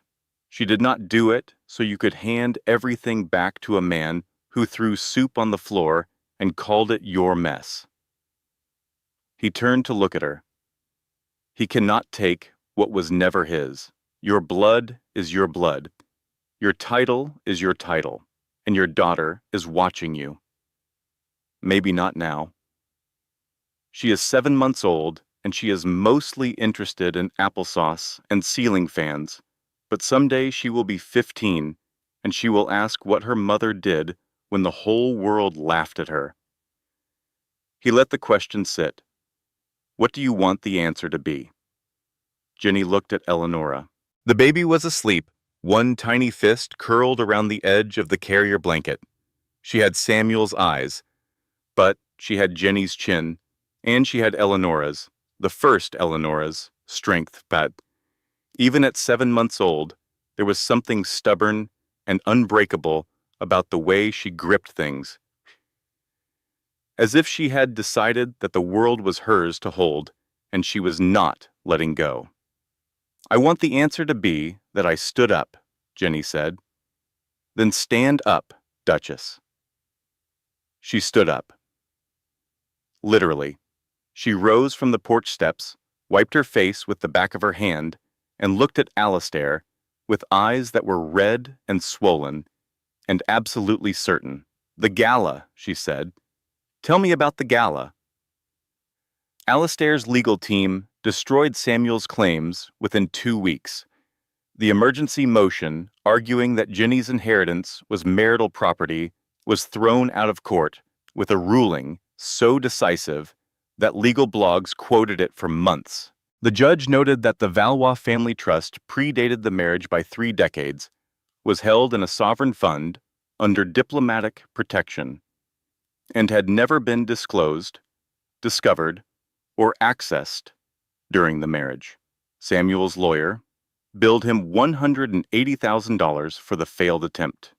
The Laurentian government issued a formal diplomatic protest against the tabloid coverage, and the newspaper quietly retracted the most inflammatory claims. The memes continued because the internet never forgets, but the mainstream narrative shifted. Jenny was no longer the delusional schoolteacher. She was the underdog, the woman who got knocked down and got back up. Samuel, meanwhile, was drowning. Apex Dynamics was in terminal decline. The crypto investments had collapsed. The defense contract, the one built on falsified safety reports, was under federal review. 3 sexual harassment lawsuits from the marketing department were grinding through the courts, each one revealing a pattern of corporate culture that started at the top. Sienna Drake, as VP of Marketing, was named in all 3 suits, not as a perpetrator, but as someone who had been warned repeatedly and had done nothing. The company was weeks from insolvency. Samuel needed a miracle. He needed an investor with deep pockets and no interest in asking uncomfortable questions. And then, one evening in late November, an invitation arrived at his penthouse.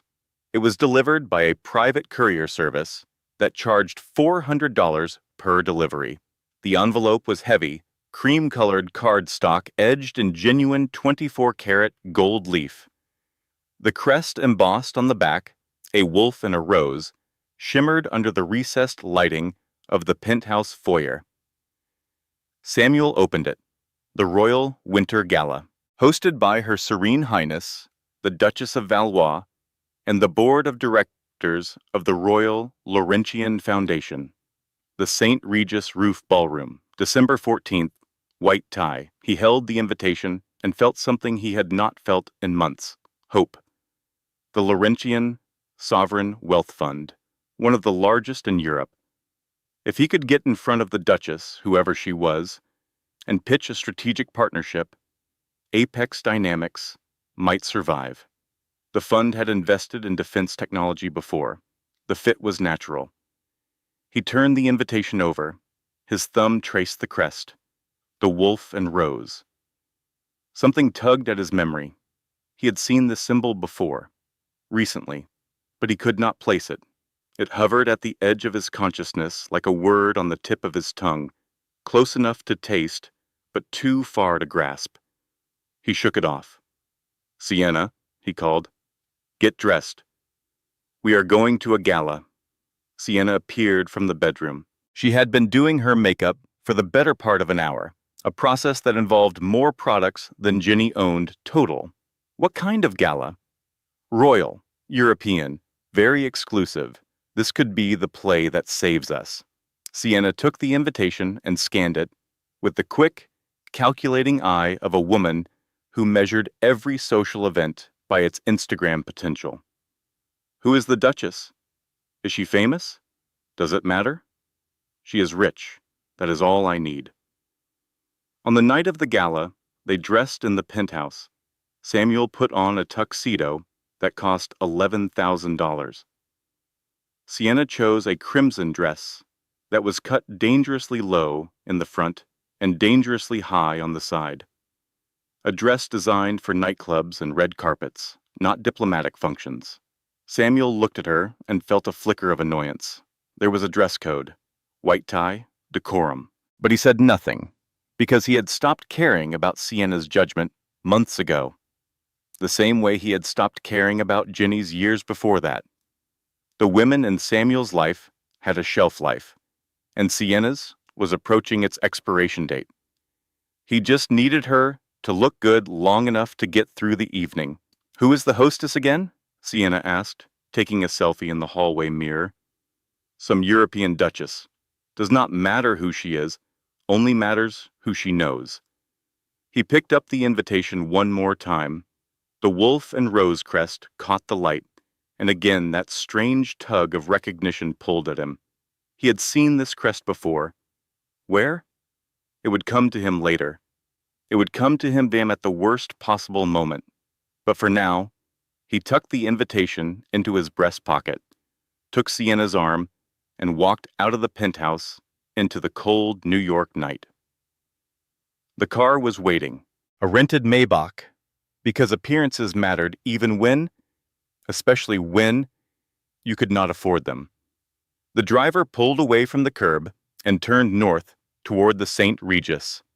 Samuel rehearsed his pitch in his head. The Laurentian Fund, Strategic Partnership, Defense Technology. He was a predator, a shark. He had made it this far on charm and nerve, and a complete unwillingness to accept any reality that did not serve him. Tonight was his night. So why did he feel a cold sweat beginning to form on the back of his neck?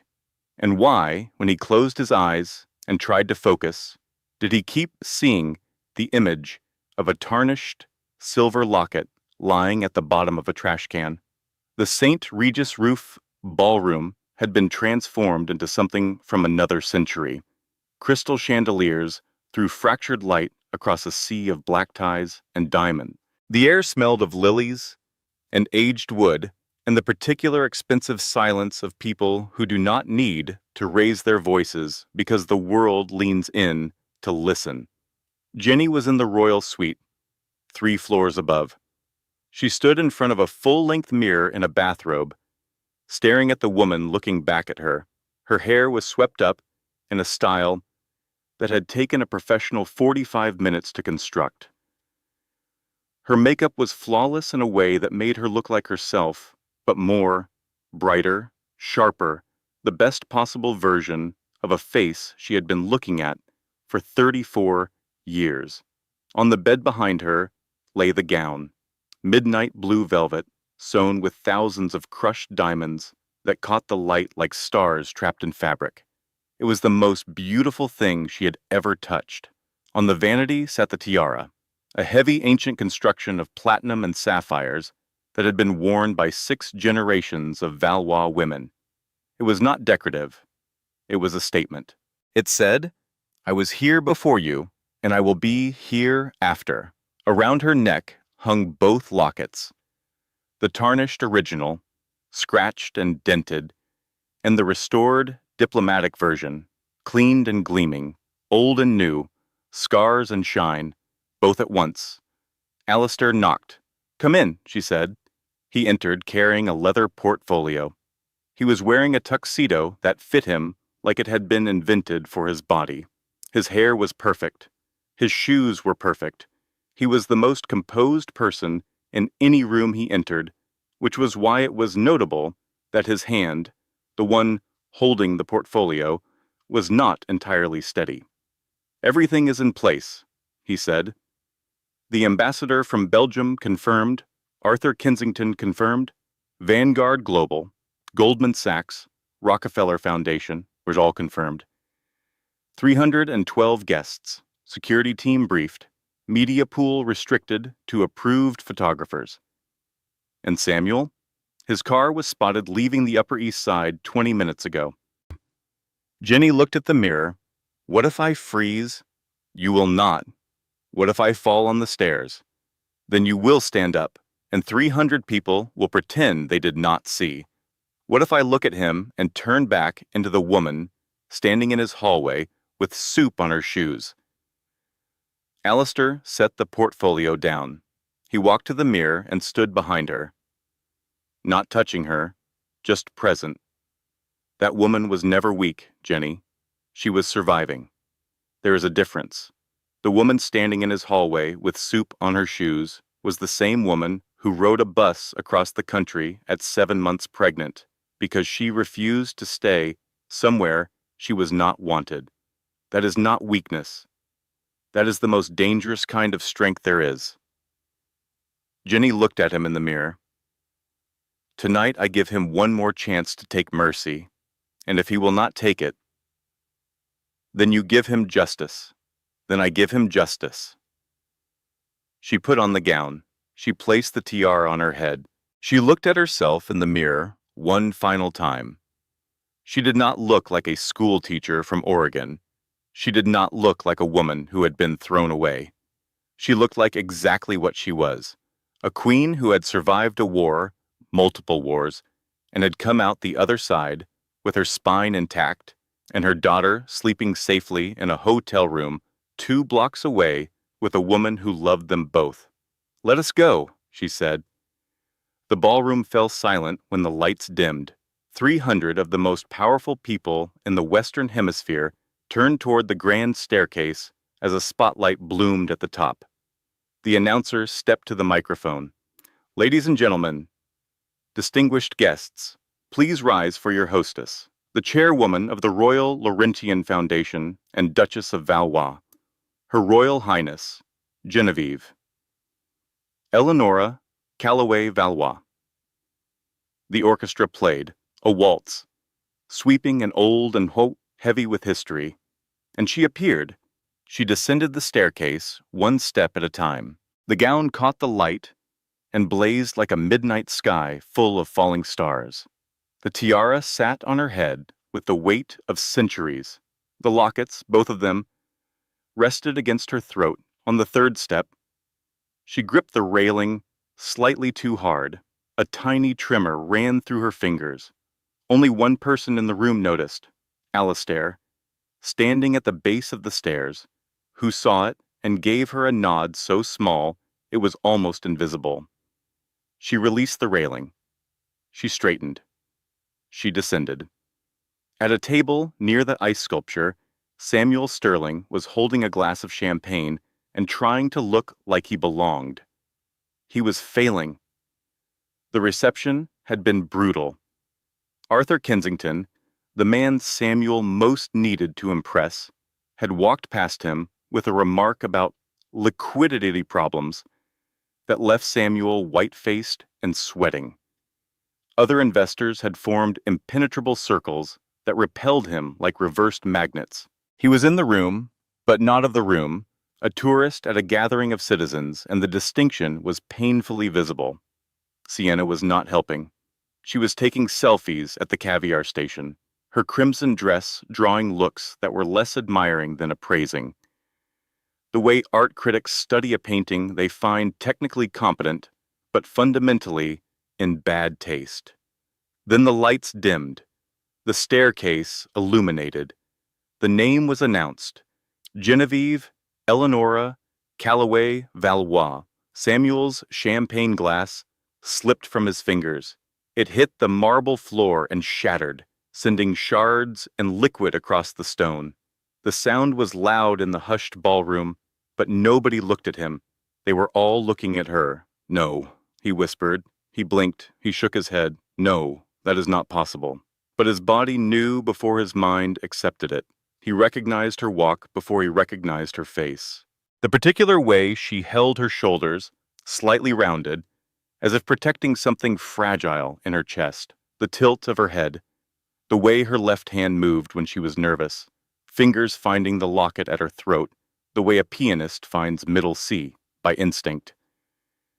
It was her, the woman he had left in a hallway with soup on her shoes, the woman he had called boring, the woman he had replaced with a 26-year-old in a red dress. She was standing at the top of a staircase in a tiara and a gown made of diamonds, and 300 of the most powerful people in the world were rising to their feet for her. "Samuel," Sienna said, grabbing his arm, "what is wrong with you? You dropped your glass." "That is my ex-wife," Samuel said.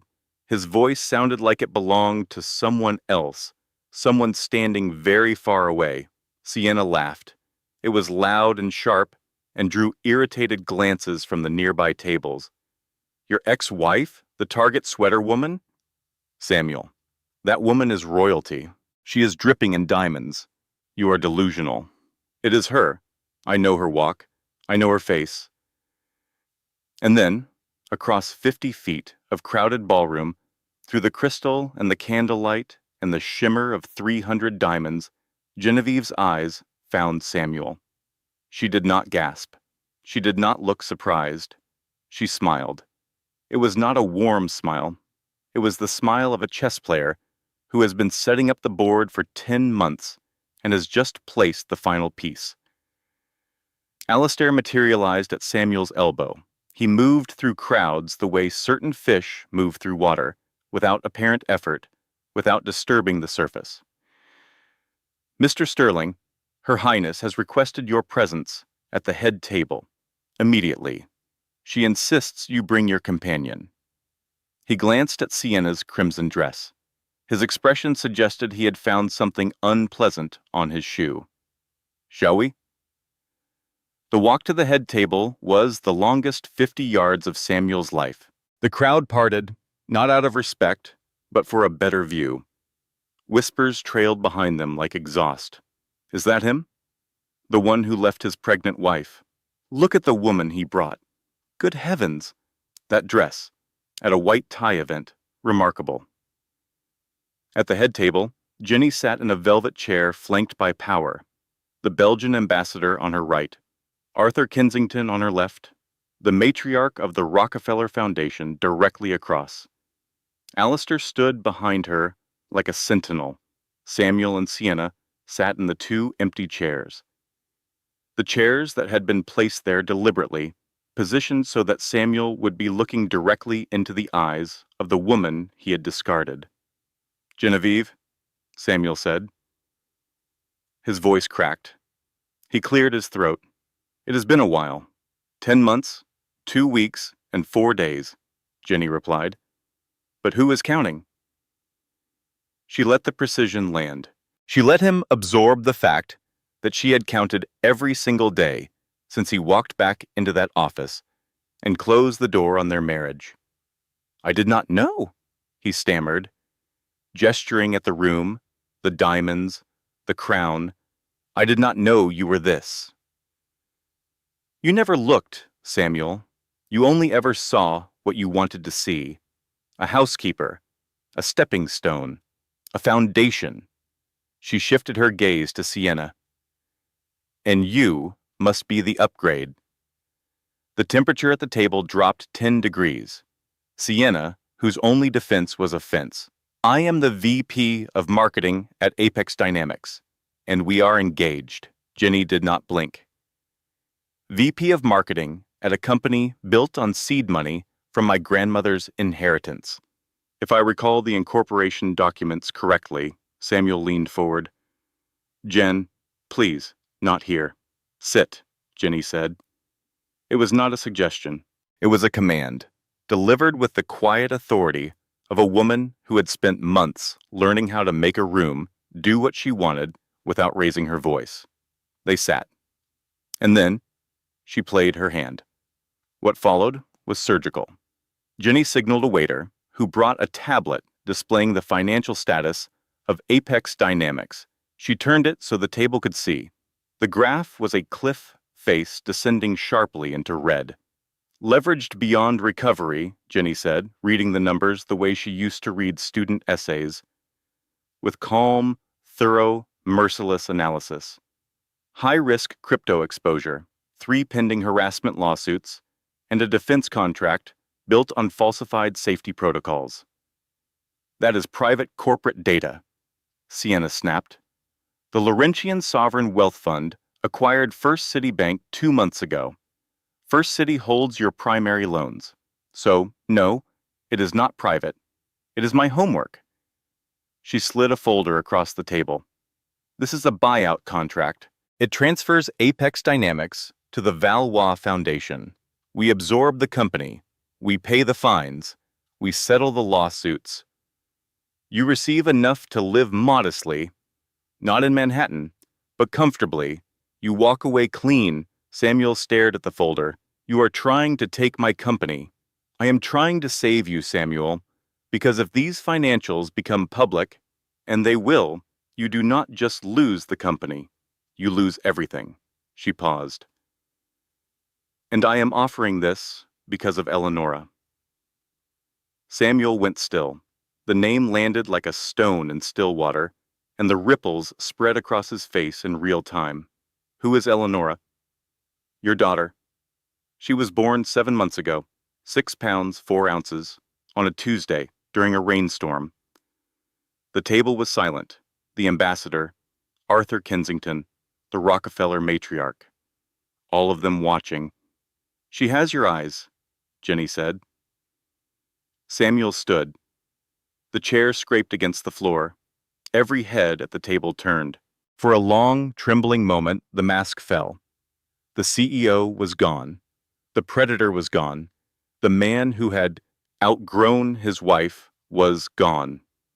What remained was a man who had just been told he had a daughter, and who was, for the first time in a very long time, feeling something real. Is she healthy? He asked, and it was genuine. The question came from the same place in him that had once spun Jenny around a studio apartment kitchen and said, "We did it. You and me." "She is perfect," Jenny said. Samuel sat down slowly. He reached for the pen. His fingers trembled. The ballroom held its breath. 5 seconds passed. The pen hovered over the paper. Then Sienna leaned in.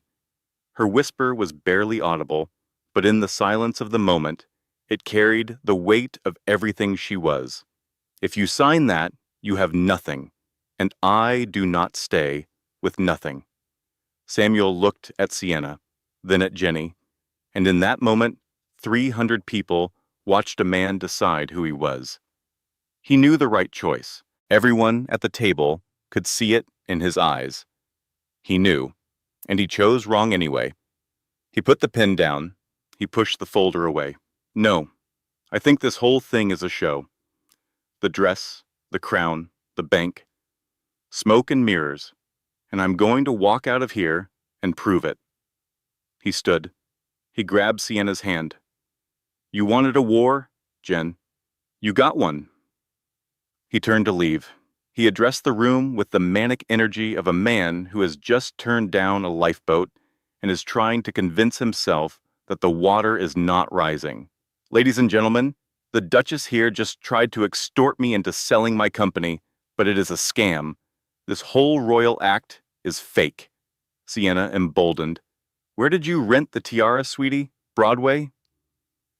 Some guests shifted. The tabloid stories echoed, Uncertainty rippled through the room. Then the doors burst open.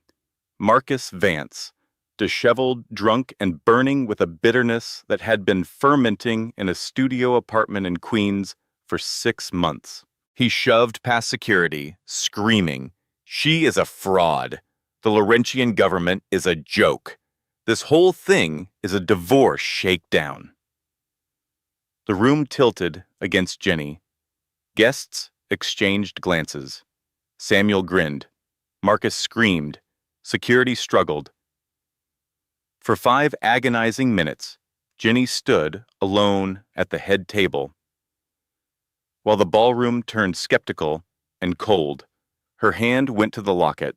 She could leave, she could disappear. She could go back to Oregon and never look back. She stood. Then Arthur Kensington rose from his chair. 70 years old and carrying the authority of a half-century in high finance, he took the microphone with the unhurried confidence of a man who does not need to raise his voice because the world has always listened when he spoke.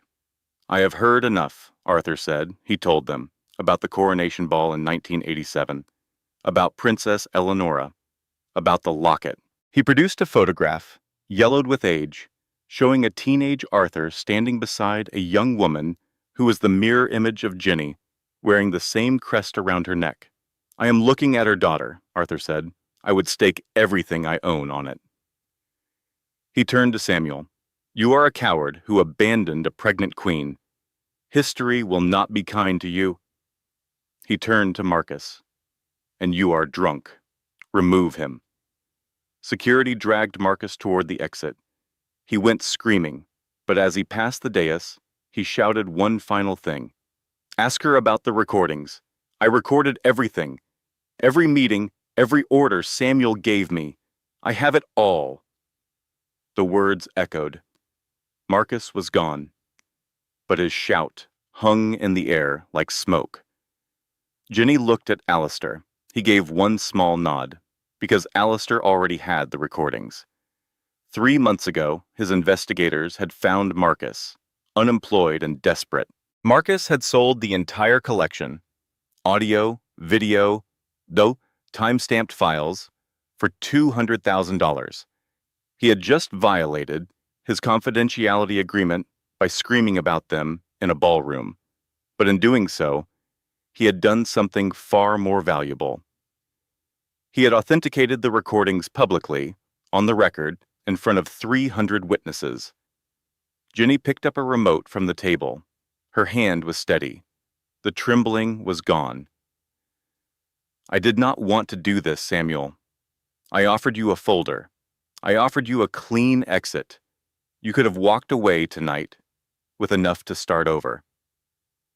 She looked at him with eyes that were not cruel, not triumphant, simply finished. "You chose this." She pressed play. The 40-foot screens flanking the stage lit up.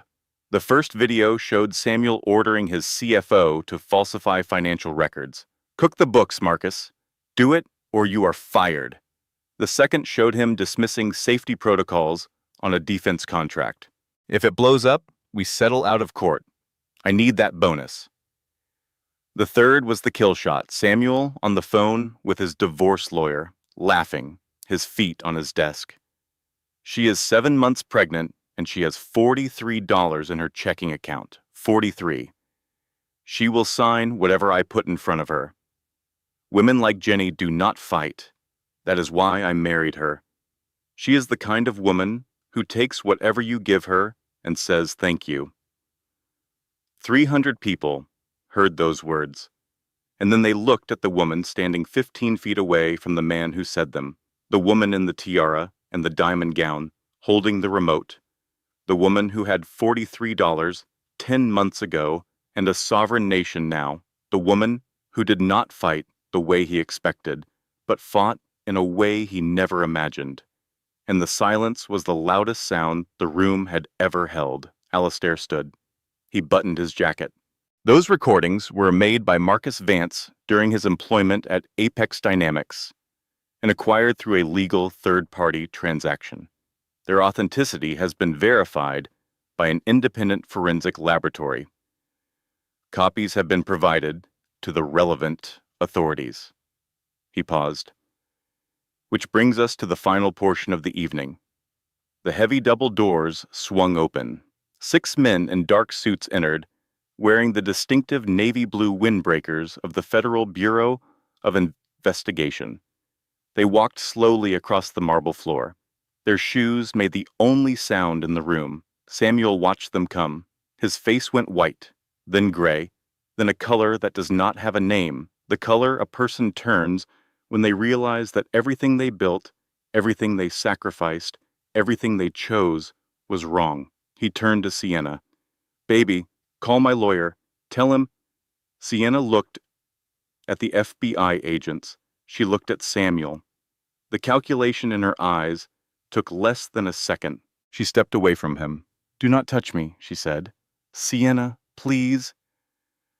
She walked to Jenny. She stood in front of the Duchess of Valois, and in a voice that was quiet and utterly sincere, she said, "He talked about you every night, not because he missed you. Because he was terrified you would come back. You were the ghost under his bed. He never got over the fact that you did not beg." She paused. "For what it is worth, you scared him more than bankruptcy ever did." Then Sienna turned and walked out of the ballroom. She did not run. She did not cry. She kept the ring on her finger because she was a survivor, and that ring, real or fake, was worth something to someone, and Sienna had never in her life left value on the table. The lead FBI agent stopped in front of Samuel. "Samuel Sterling, there has been a mistake. That video is out of context. You have the right to remain silent." The handcuffs clicked. The sound was small and final and echoed off the frescoed ceiling like a period at the end of a very long sentence. Samuel twisted, looking for help. Arthur Kensington studied his fingernails. The ambassador examined the ceiling. The Rockefeller matriarch took a sip of champagne. "Jenny!" Samuel screamed. "Help me! I was your husband! We had a life." Jenny walked down the steps of the dais. She moved until she was close enough to whisper, "We did have a life, and you traded it for a red dress and an ego." She looked at him, not with hatred, not with victory, with the exhausted clarity of a woman who had finally, permanently stopped hoping he would be someone he was not. "You told me women like me do not fight. You said I would take whatever you gave me and say thank you." She touched the locket. "You were wrong." She stepped back. "And Samuel, our daughter, took her first steps yesterday, on a farm in Oregon, in the grass. She laughed so hard she fell over." His face broke.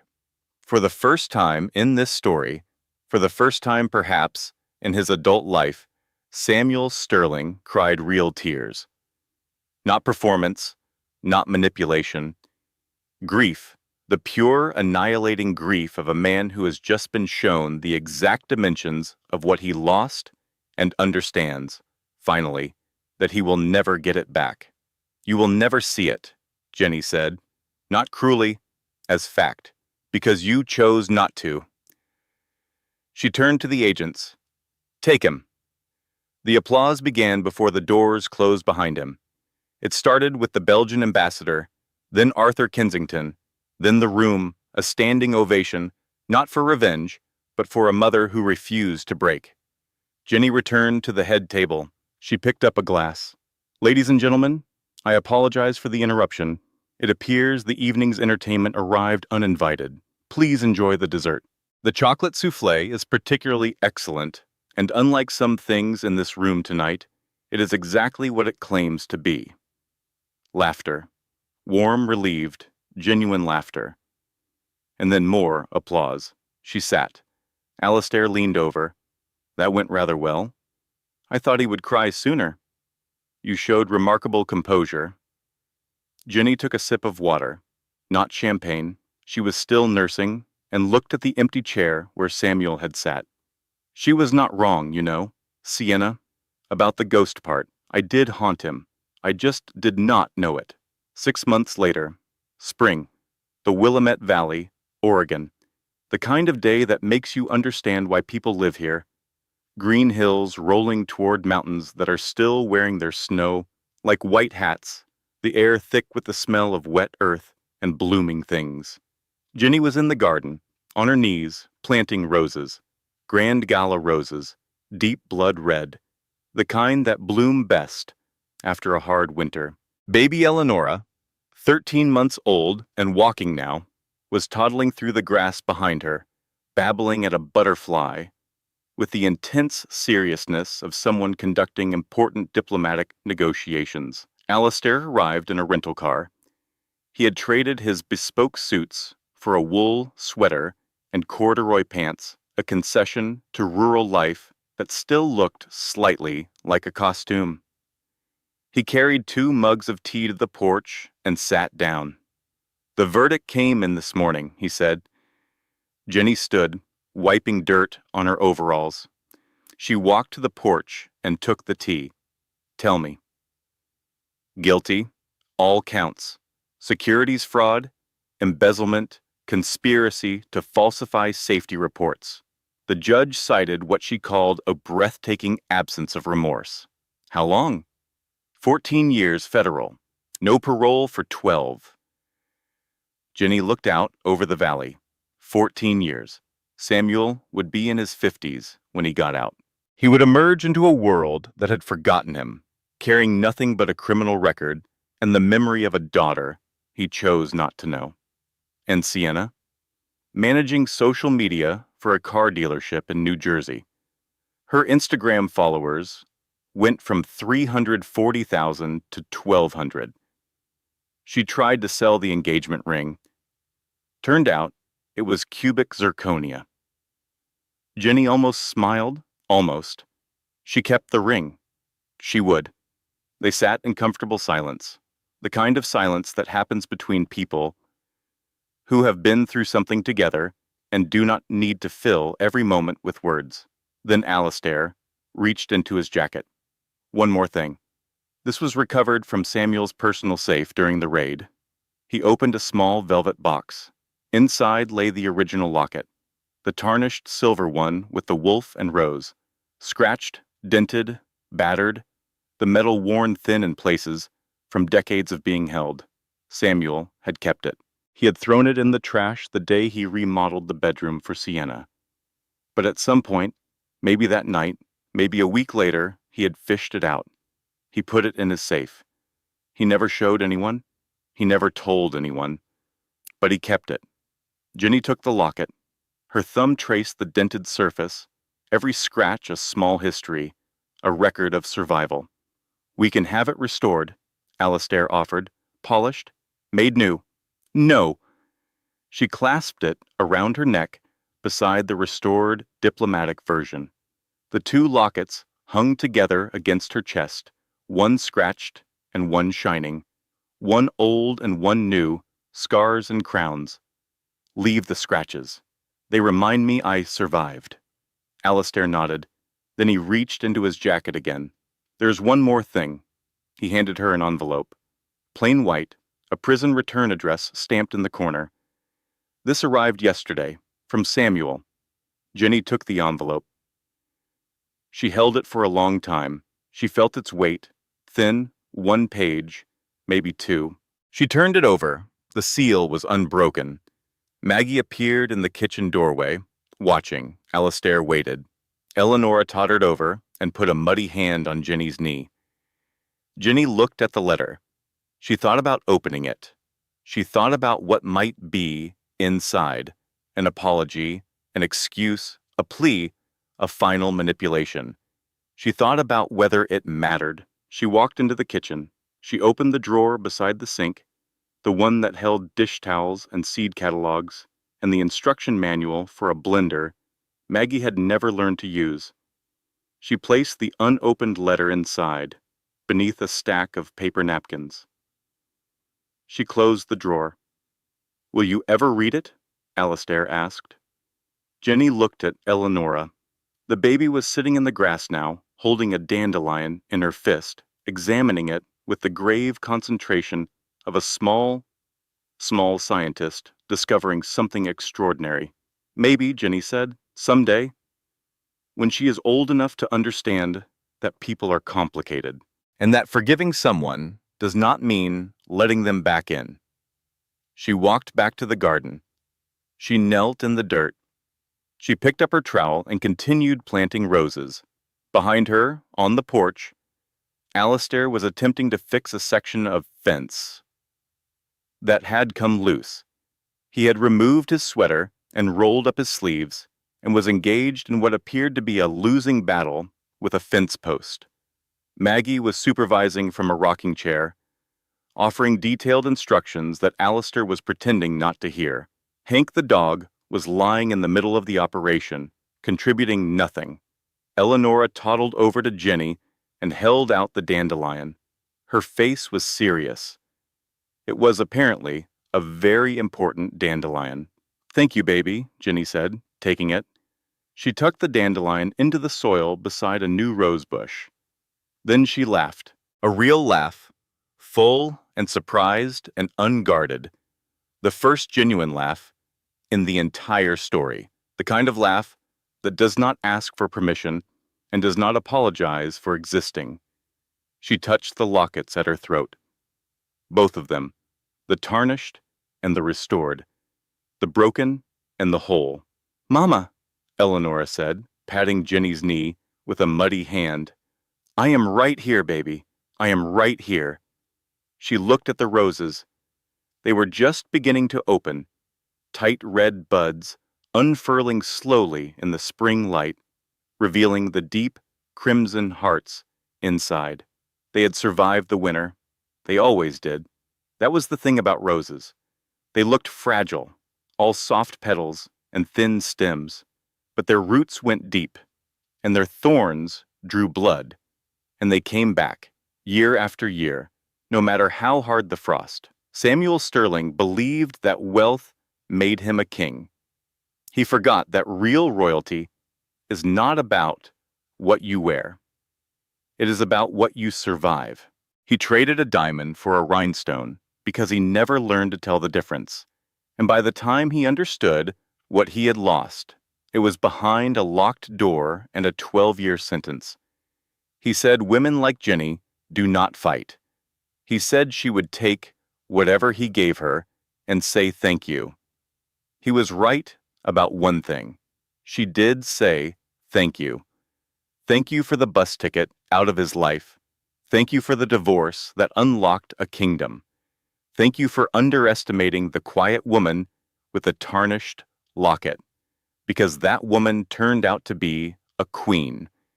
And somewhere in a drawer on an Oregon farm, beneath dish towels and seed catalogs and a blender manual nobody has ever read, a letter sits unopened. Maybe she will read it tomorrow, maybe next year, maybe never. Some doors are better left closed, but the roses bloom every spring, and they bloom best after the hardest winter. This content was carefully researched, developed, and manually edited by our team to deliver meaningful stories with valuable life lessons. Every narrative is crafted to entertain, inspire, and empower our audience.